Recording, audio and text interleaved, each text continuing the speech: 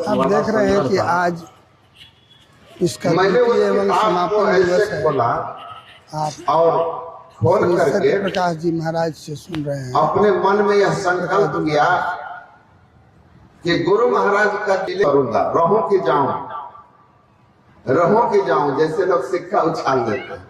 तो मैंने गुरु महाराज के उस ग्रंथ को ऐसे खोला, सुधा सागर में रखा था, उसको जैसे पलटा, उसको पढ़ना शुरू किया। पढ़ते पढ़ने आया कि जैसे भगवान श्री कृष्ण ने कहा है कि मैं अपने भक्तों का योगक्षेम वहन करता हूँ, योगक्षेम वहन में, मतलब जो चाहिए उसकी व्यवस्था करता हूँ और जो उनके लिए जरूरी है उसकी रक्षा करता हूँ।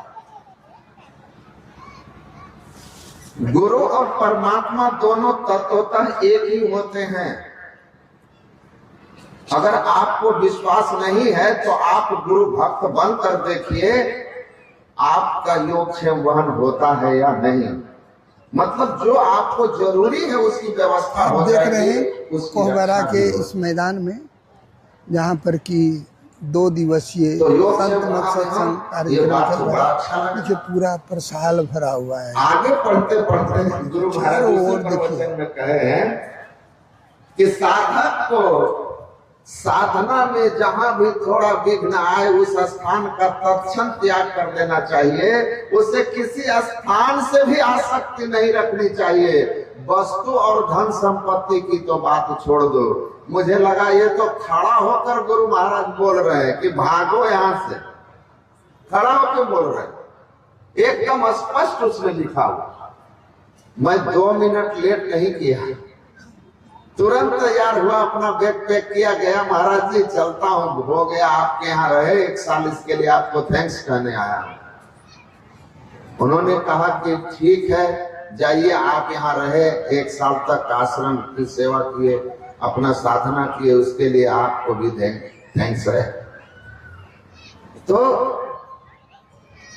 गुरु महाराज आज भी हम लोगों को अनेक रूप से निर्देशित करते हैं। आप ऐसा कभी मत सोचना कि अब वो शरीर में नहीं है तो हमारी रक्षा करने में वो असमर्थ है।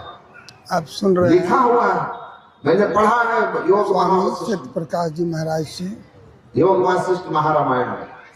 महाराज वशिष्ठ ने भगवान श्री राम से कहा कि हे राम, जिस तरह से जल क्षेत्र के लोग तरंग जो होता है और जल का दोनों में सारे लोग जल एक ही होता है। जल तत्व में कोई अंतर नहीं आता, H2O ही रहता है। उसी तरह आत्मोन्नति के शिखर पर पहुंचे हुए हम ब्रह्मास्मि की अनुभूति की हुए हो गए हो। दोनों ही स्थितियों में वो उनके शिष्य की रक्षा करने की शक्ति सामर्थ्य में कोई अंतर नहीं आता है। शिष्य की पुकार में कमी होती है, गुरु हरदम उसके रक्षा के लिए तैयार खड़े हैं। प्रकाश जी महाराज कोई अंतर नहीं। तो सदगुरु, मैंने क्यों आपको सुनाया गुरु महाराज की महिमा? देखिए, भगवान कृष्ण ने कहा, अभी आप कर्म फल की महिमा सुने हैं, किसी को सुख दुख देने वाला नहीं है। अपने अपने कर्मों का फल हमको भोगना पड़ता है। अपनी अपनी करनी अपने अपने साथ किया स्वागे पावे। बाप के करनी बाप पूत को पूते फलता, जोरू को जोरू कसम को कसम। सब अपने अपने कर्म करके भोग रहे हैं। इस कार्यक्रम को सुन रहे हैं श्री सत्य प्रकाश। तो हम लोग इस धराधाम पर आए हैं तो आप इस सब बात सुन चुके हैं इस स्वामी राजनाथ बाबा से, यहाँ पर कि हमारे कर्म हैं, अनेक जन्मों से हम इस दुनिया करके हम भोग नहीं सके और पुनर्जन्म हो गया, तो अब इस जन्म में हमको भोगना पड़ेगा।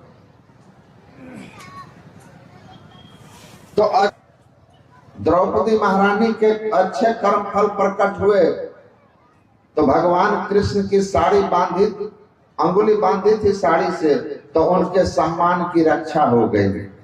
और अंधे के पुत्र अंधे कहकर के जो वाणी से चोट पहुंचाई थी, पाप किया था, उसका फल प्रकट हुआ तो उनको भरी सभा में वेश्या जैसे शब्दों के वाण को सहने पड़े, महारानी होकर। तो तुलसीदास ने कहा, तुलसी यह तन खेत है, मन वच कर्म किसान, पाप पुण्य तो भूज है, भुए सुलुए निदान। मन से, वाणी से और अपने शरीर से जो भी कर्म होते हैं, ये शुभ या अशुभ दो श्रेणी में होते हैं। शुभ कर्म होगा उसका फल सुख रूप में मिलेगा, स्वर्ग रूप में मिलेगा।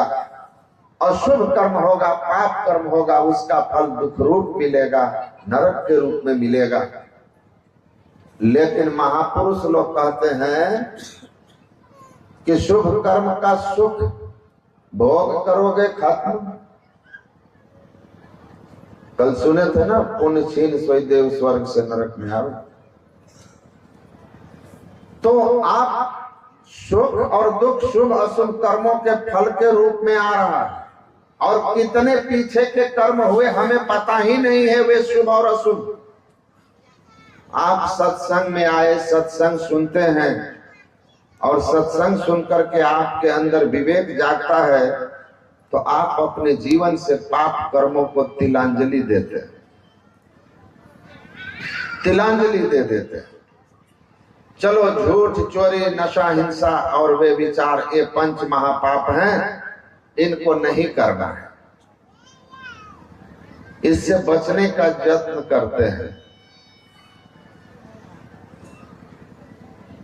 फिर भी इस नगरी में तिमिर समाना, भूल भरम हर बार, फिर भी चूक हो जाता है।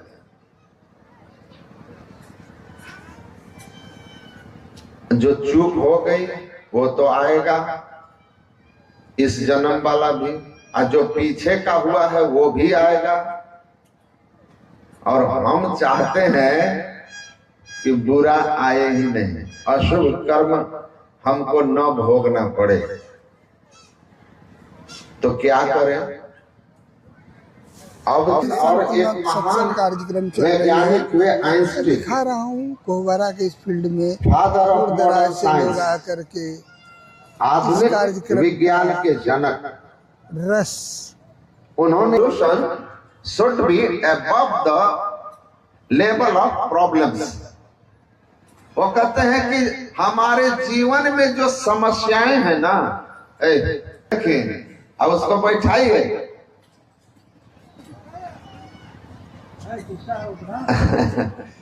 वो उड़ा रहा है, अब माता जी मुस्कुरा रही है पोते में। हम लोग धर्म ग्रंथ पढ़े हैं। 50 साल का जब आदमी हो जाता था ना, तो बाल बच्चा का विवाह करके वानप्रस्थी हो जाता था। पोता पोती, दादा दादी के लिए कहीं जिम्मेवारी नहीं है, इसीलिए कि बाल बच्चा को पाले पोसे बड़ा किए। अब आप बाकी जीवन जो है पूरा का पूरा ईश्वर में लगा दीजिए। पहले जब ध्यान करते हुए गृहस्था आश्रम को संभालिए, और फिर वानप्रस्थी, और उसके बाद सन्यासी हो जाइए, पूरे मुक्त हो जाइए। इना के पोता के चक्कर में फंसे रहिए। याद रखिए, एक संत शिशु सूर्य जी महाराज संत मत में महात्मा हुए थे, पढ़े लिखे नहीं थे, जिन्होंने महर्षि में ही जन्मभूमि का निर्माण किया। उस समय मुख्यमंत्री थे अपने बिहार में, नहीं, दरोगा राय जी उस समय मंत्री थे, वो बाद में मुख्यमंत्री बने।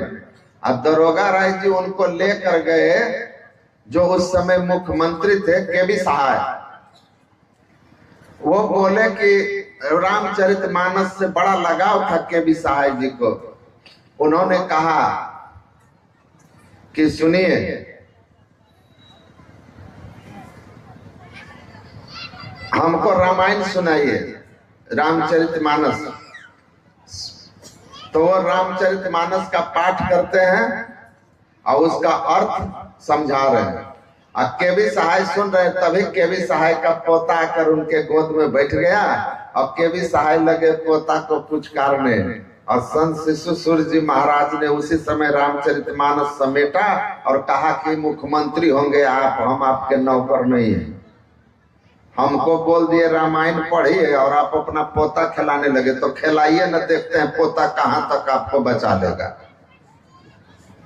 तो के भी सहाय हाथ जोड़ने लगे कि अरे महाराज जी गलती हो गई, बैठिए बैठिए। संस्कारी थे, समझदार थे कि हमसे भूल हो रही है, तो काम नहीं आएगा, जान लीजिए।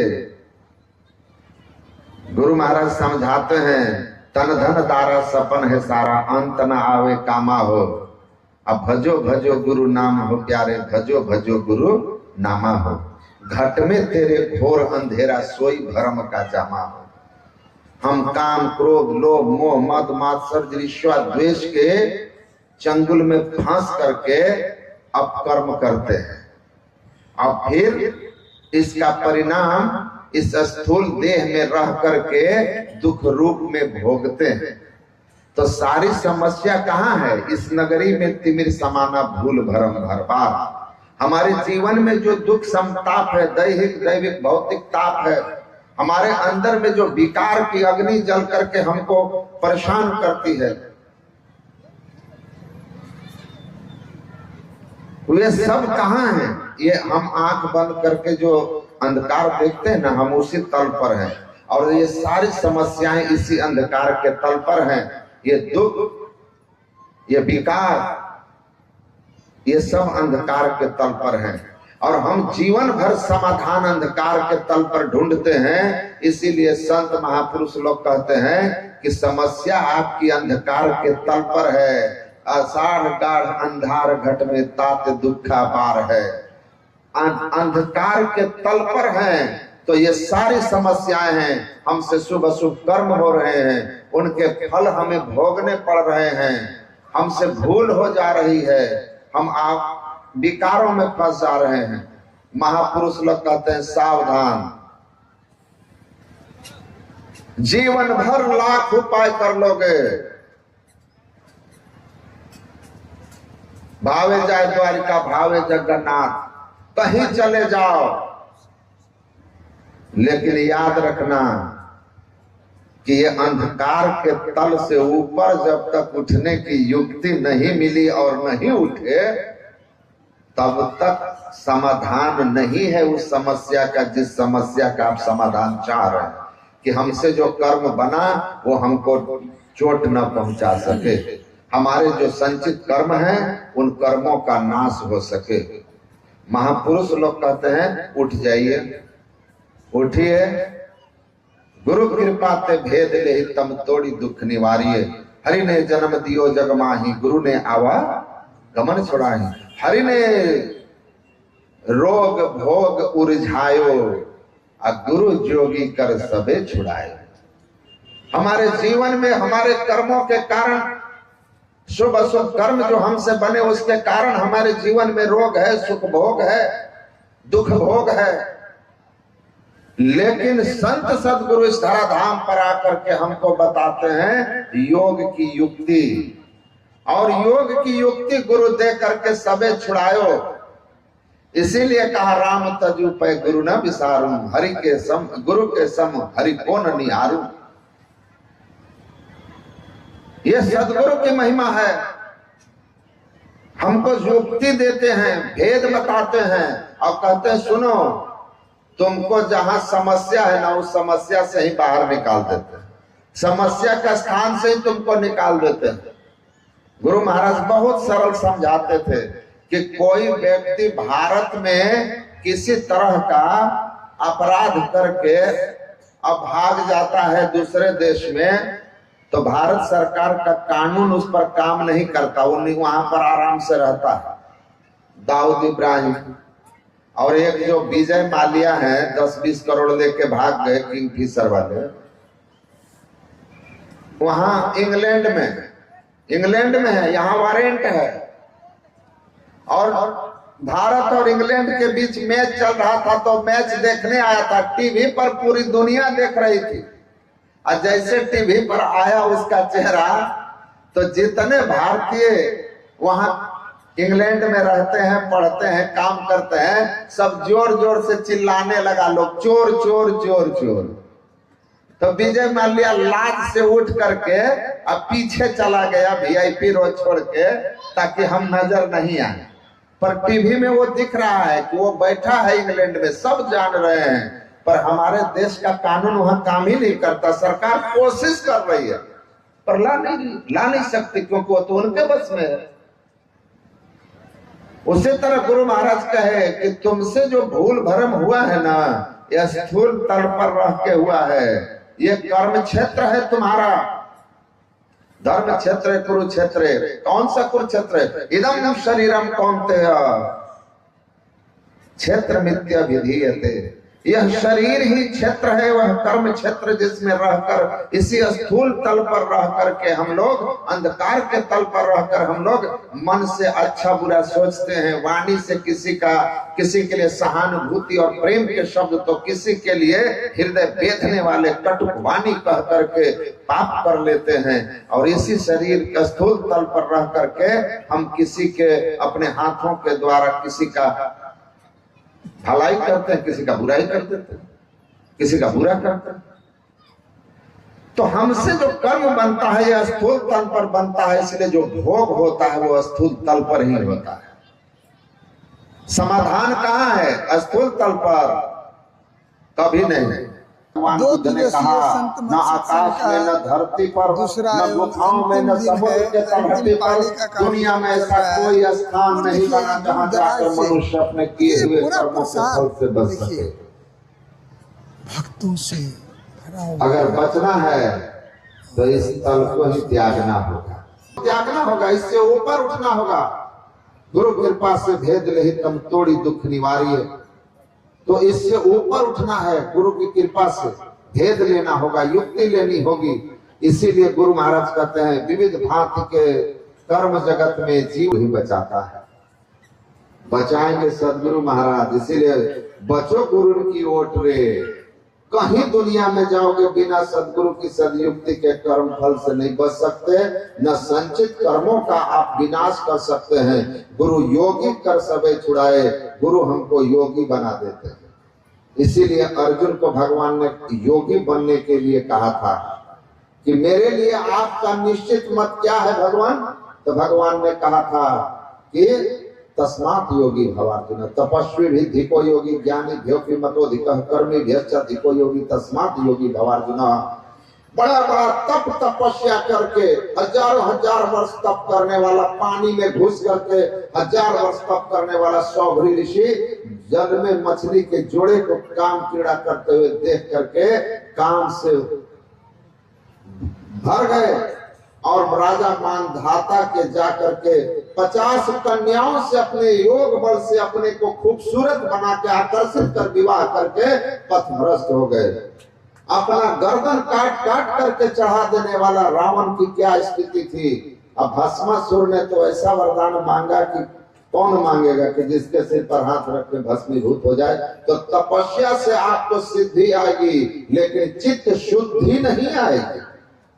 चित्त शुद्धि नहीं आएगी तो आपसे शुद्ध कर्म हो भी नहीं सकते। निर्मल मन जल सो मोहि पावा, मोहि कपट सब चित्र न भावा। चित्त शुद्धि नहीं हो। देख रहे हैं तपेद वर्ष सहस्राणी एक पाद स्थित हो, एक पैर का 1000 वर्ष तपस्या कर लीजिए, पर उससे आपको लाभ नहीं होने वाला है। जो शास्त्र पढ़ लो, सारे शास्त्रों को जानने वाला जेमिनी की क्या स्थिति हुई थी हम लोग जानते हैं। वेद व्यास के शिष्य की वो भी कथा है किस तरह वो फंसते हैं। और सारे शास्त्र के ज्ञानी हैं, बड़े बड़े यज्ञ करने वाले, अश्वमेध यज्ञ, राजसूय यज्ञ, वाजपेयी यज्ञ, और उन लोगों की क्या स्थिति थी, उनसे क्या क्या कर्म बने, और वो अधिक से अधिक गए भी तो किसी स्वर्ग में गए, किसी उच्च लोक में गए। महतो भया इस योग का आरंभ का नाश नहीं होता, इसका विपरीत परिणाम नहीं होता, और इसका थोड़ा थोड़ा भी योगाभ्यासी का, ध्यानाभ्यास करने वाले का शरीर से नीचे जाना नहीं होता। ये महिमा है इसकी। और यहाँ तक कि इस योग की ठीक ठीक विधि जाने है ना, तो भगवान कृष्ण कहते हैं मुहूर्तमपि योगच्छे न नासाग्रे मनसा सह सर्वम करति पापानां तस् जन सुखार्जितम। ये जो हम लोग दीक्षा लेकर के ध्यान करते हैं ना, सुषुम्ना ध्यान, मंत्र जब कम शक्ति है, चित्त शुद्धि का साधन है मंत्र। मंत्र में बहुत शक्ति है। सतगुरु सतगुरु नित ही पुकार छिजत पाप समूह रहे। पाप समूह घटता है। सतगुरु रूप हिये में धारत काम क्रोध मद लोभ दहे। और जब ज्योति योग करोगे, बिंदु ध्यान करोगे, ये योग की असली युक्ति है। दोनों दृष्टि धारण को एक करने का योगी युक्ति योग कमाओ। सुषुम्ना घर बैठे आसन सहज ध्यान लगाओ। ये सहज ध्यान लगाने की जो विधि है, इसको जानिएगा, करिएगा। जैसे दोनों दृष्टि की धारें एक क्षण के लिए भी मिलकर थोड़ा भी प्रकाश किया, आपने झलक पाई है। भगवान कृष्ण कहते 100 जन्म के पाप का नाश करने की इसमें सामर्थ्य है। दूसरा और कोई पाप नाश नहीं कर सकता। वो संचित में आपको योग की युक्ति से समेट शरीर से, स्थूल शरीर से सूक्ष्म शरीर में चले जाते हैं। समझिए हमारा स्थानांतरण हो गया। हम भाग गए उस देश को छोड़ करके जहां हमको भोगना था, पकड़े जाना था। भाग गए, निकल गए। और निकल गए तो अब हमको स्थूल तल पर आने वाले भोग तो अनुभव ही नहीं होंगे। अगर आ भी गए तो गुरु महाराज कहते हैं साधना में जो पूर्णता को प्राप्त करके हरिरस का आनंद ले लिया है, तो प्रारब्ध बस शरीर भाव में जब आएंगे समाधि से नीचे उतरकर, तो गुरु महाराज ने कहा खूब नशे की हालत में किसी को चोट जोर से भी लग जाए तो उसको कम पता चलता है, एकदम कम पता चलता है। और गहरी नींद में तो कुछ भी नहीं पता चलता। उसी तरह जो अपने को पिंड से ऊपर उठा लिया है, इस तल को छोड़ दिया है, उसकी सारी शरीर की दैहिक दैविक और भौतिक ताप की जो समस्या है वो तो बिल्कुल ही नहीं है। और जब शरीर भाव में आया प्रारब्ध बस, कुछ भी विरोध, कुछ बुरे कर्म के फल आ भी गए, तो वो एकदम से इतना कल उसको महसूस होता है उस परमात्मा के ज्योतिनाद रूपी हरिरस का आनंद लेने वाले को, कि उसको कुछ फर्क ही नहीं पड़ता। जिस छोटे से कष्ट से हम कराह पड़ते हैं, वे बड़े से बड़े कष्ट से नहीं कराहते। गुरु महाराज का ऑपरेशन हुआ तो बिना ईथर के ऑपरेशन करा लिए, और हम लोगों को कांटा चुभ जाए तो बिना कितनी परेशानी हो जाएगी। पर गुरु महाराज ने बिना किसी तरह के नशा लिए ही कहा कि आप हमारा ऑपरेशन कर दीजिए। वो अपने को शरीर से समेट लिए और ऑपरेशन हो गया। रामकृष्ण परमहंस को गले में कैंसर था। जब लोग आ जाते थे उनके पास तो कहते थे आ। उनके शिष्य थे लालटू साहब छपरा के, और लोग चले जाए तो वो मुस्कुराते थे। रामकृष्ण परमहंस को कहा कि आप माँ से क्यों नहीं कहते कि यह रोग आपका ले ले। कहा इस रोग से हमें परेशानी हो तब न कहें। भाई हमको ये दुख लगे तब ना दुख के लिए कहें। तो लालटू कहा मैं देख रहा था आपको कई दिनों से कि लोग आते हैं तो कराहने लगते हैं, और जैसे लोग चले जाते हैं तो आप मुस्कुराने लगते हैं। तो मैं समझ गया था कि इस नौटंकी करता है कि हमको दर्द हो रहा है। तो उन्होंने कहा था अपने एक शिष्य का नाम लेकर कि उसकी बड़ी श्रद्धा भक्ति मेरे प्रति थी, लेकिन उसके प्रारब्ध में यह रोग आ गया था। उस रोग को मैंने अपने ऊपर ले करके उसकी रक्षा कर ली, उसकी रक्षा कर ली। आप सोचिए, तुम्ही वो बोल इस तरह से लिखा हुआ, साला तुम्ही আমাকে पकड़े लिए मतलब तुमने मुझे पकड़ लिया, मेरा खेल पकड़ लिया कि मैं दुखी नहीं हूं। तो देह धरे का दंड यह सब काहू को होए, ज्ञानी भुगते ज्ञान से अज्ञानी भुगते रोए। तो सदगुरु के शरण में जब चले जाएंगे ना, तो वो आप पर थोड़ा भी प्रेम स्नेह रख करके उनके मार्ग पर चलेंगे, तो पहले तो आप पर कृपा करके आपके प्रारब्ध के वेग को कम कर देंगे। आने वाला जो होए सूली सजा कांटे ही टल जाए। सूली की सजा होने वाली है, कांटे से निकाल देंगे। एक आदमी को 20 वर्ष की सजा होने वाली थी, प्रारब्ध बस झूठे केस में फंस गए सत्संगी। उनका लड़का अभी भी कुप्पा घाट में रहते हैं, महात्मा है। गुरु महाराज के पास आए दर्शन करके कि हम के और जमीन पर लेटा दो। वो चिलचिलाती धूप, उस पर गुरु महाराज लेटा दिया और अपने व्हील चेयर पर बैठ के बोले चलो हम घूमने जाएंगे। वो घूम के आए तो ये वैसे लेटा हुआ था, उसके हाथ पैर पूज्य स्वामी भगीरथ जी महाराज और पूज्य प्रमोद बाबा ऐसा बोलते हैं वही लोग कि हम दोनों दान दिए थे। लेटा हुआ था धूप में, सीमेंटेड जमीन पर। गुरु का आदेश है, प्रयास भी नहीं किए। आए तो गुरु महाराज बोले, 20 मिनट बाद गुरु महाराज आए, बोले अब इसको खोल दो और कहा सीधे घर जाओ। वो आदमी गुरु महाराज को प्रणाम किया और सीधे घर चला गया। दूसरे दिन वो सामान जो भी कपड़ा उपड़ा था लेके आया, क्योंकि उनके वकील ने कह दिया था कि आप लोगों को कल सजा सुना दी जाएगी, हिरासत में आप लोग कल ले लिए जाएंगे, जज नहीं मान रहे हैं। तो बेचारे गए थे। जब वहां गए तो जज साहब ने कहा बाकी जो सही में गलती किए थे उन सबको सजा सुना दिया, आजीवन कारावास। और इनको कहा इनके प्रति साक्ष्य जो उपलब्ध कराए गए हैं वे संशयात्मक है, इसलिए संशय के आधार पर इनको बरी किया जाता है, बरी किया जाता है। तो गुरु की कृपा जो हुए सुनी, सजा काटे ही चल जाए। 20 वर्ष की सजा 20 मिनट के उस दर्द में निकाल दिया गुरु महाराज ने। तो आप उनके शरण में रहेंगे तो आपके प्रति यही कहा, गुरु बचाते हैं, सदगुरु की युक्ति है, शरण में जाइएगा। आपके प्रारब्ध के वेग को कम करेंगे, दर्द को कम करेंगे, दुख की मात्रा घटाएंगे। और साथ ही साथ उनकी जो सदयुक्ति है, वो सदयुक्ति से जब आप मंत्र जप इष्ट रूप ध्यान करके दृष्टि योग करेंगे, अंधकार से प्रकाश में चले जाएंगे तो कर्म मंडल से ऊपर हो जाएंगे।